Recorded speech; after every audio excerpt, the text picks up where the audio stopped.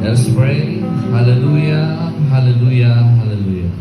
O dakilang Diyos, ang maraming nasalang, ang mangyari kami po ay nagkakaisang nagpapasalamat sa bagong buhay na kaloob mo sa lingkod na si Brother George sa oras nito sa kanyang kaarawan, sa 27 taong kaarawan. We pray, unat manawang yung pagpalat ng paghimalang kamay, siya na yung basbasan at busbusin ng iyong Espiritong Banal sa kanyang buhay, sa kanyang puso't isipan, naway maghari ka, O Diyos, at pinuputol namin lahat ng ungodly salt sa kanyang buhay, sa lahat ng tao.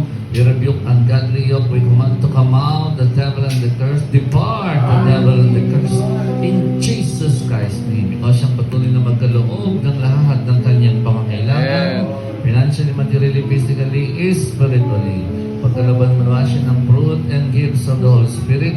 At ganoon din ang armor of God mag-activate